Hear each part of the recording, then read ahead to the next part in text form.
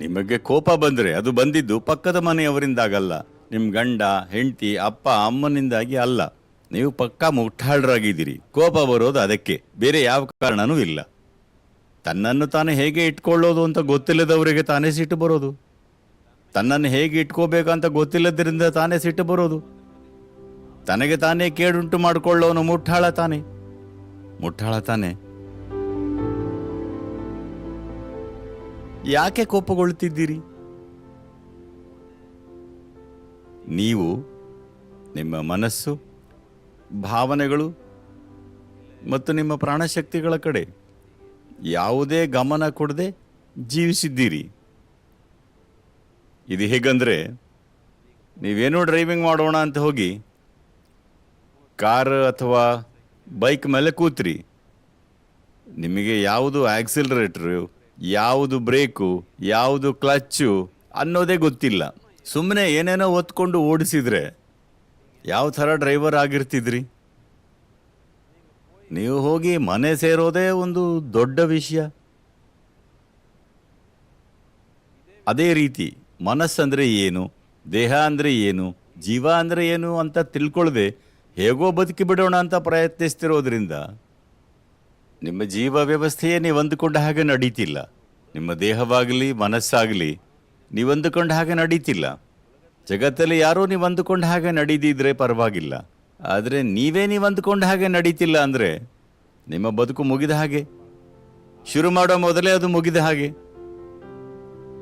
ಕೋಪ ಅನ್ನೋದು ಒಂದು ಪ್ರತ್ಯೇಕ ಸಮಸ್ಯೆ ಅಲ್ಲ. ಮೂಲಭೂತವಾಗಿ ನಿಮ್ಮ ಮನಸ್ಸು, ಭಾವನೆಗಳು, ಪ್ರಾಣಶಕ್ತಿ ಯಾವುದರ ಮೇಲೂ ನಿಯಂತ್ರಣ ಇಲ್ಲದೆ ಬಾಳಿದ್ದೀವಿ. ನಮ್ಮ ಜೀವನ, ನಮ್ಮ ದೇಹ, ಮನಸ್ಸು, ಪ್ರಾಣಶಕ್ತಿ, ಭಾವನೆಗಳು ಎಲ್ಲಾನು ಈಗ ಹೇಗಿದೆ, ಯಾವ ಸ್ಥಿತಿಯಲ್ಲಿದೆ, ಆನಂದದ ದಿಕ್ಕಿನಲ್ಲಿ ಹೋಗೋದಕ್ಕೆ ಮುಂದಿನ ಹೆಜ್ಜೆ ಏನು ತಗೋಬೇಕು ಅನ್ನೋದನ್ನ ತಿಳ್ಕೋಬೇಕು. ಅದು ಈಗ ಎಲ್ಲಿದೆ ಅನ್ನೋದೇ ತಿಳ್ಕೊಳ್ಳದೆ ಎಲ್ಲೋ ಹೋಗೋದಿಕ್ಕೆ ಪ್ರಯತ್ನಿಸಿದ್ರೆ ಸುಮ್ಮನೆ ಇದು ವ್ಯರ್ಥವಾಗಿ ಹೋಗುತ್ತೆ. ನಮಗೆ ಯಾವಾಗಾದರೂ ಸಿಟ್ಟು ಬಂದರೆ ಬಾಯಿ ಮುಚ್ಚಬೇಕು. ಕೋಪ ಇಳಿಯೋವರೆಗೆ ಬಾಯಿ ಮುಚ್ಚಿರಲಿ. ಕೋಪ ಬಂದರೆ, ನಿಮ್ಮೊಳಗೇನಾದರೂ ಅಸಹ್ಯ ಬಂದರೆ ನಿಮ್ಮೊಳಗೆ ಇಟ್ಕೊಳ್ಳಿ, ಜಗತ್ತಿಗೆ ಹರಡಬೇಡಿ. ಒಳ್ಳೆಯದು ಬಂದರೆ ಎಲ್ಲರಿಗೂ ಹಂಚ್ಬೋದು. ಕೋಪ ಬಿಟ್ಟುಬಿಡಿ ಅಂತ ಹೇಳ್ತಿಲ್ಲ. ಕೋಪದ ಮಾತುಗಳನ್ನಾದರೂ ಬಿಟ್ಟುಬಿಡೋಣವಾ? ಅವರು ಏನೂ ಹೇಳ್ತಿಲ್ಲ. ಇಷ್ಟು ದೊಡ್ಡ ವಿಷಯ ಹೇಗೆ ಬಿಟ್ಟುಬಿಡೋದು? ಕೋಪ ಬಿಡಿ ಅನ್ನಲಿಲ್ಲ ನಾನು. ಕೋಪದ ಮಾತುಗಳಷ್ಟೇ. ಸಿಟ್ಟು ಬಂದರೆ ಸುಮ್ಮನೆ ಕೂರಿ. ಮಾಡಬಹುದಾ? ಈ ರೀತಿ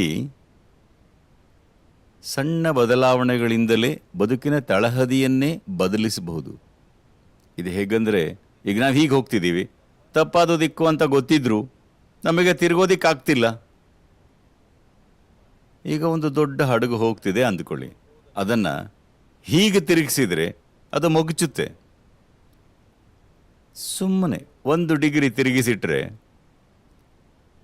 ಸ್ವಲ್ಪ ದಿನಗಳಲ್ಲಿ ಹೀಗೆ ಹೋಗಿ ಟರ್ನ್ ತಗೊಳ್ಳುತ್ತೆ ಅಲ್ವಾ?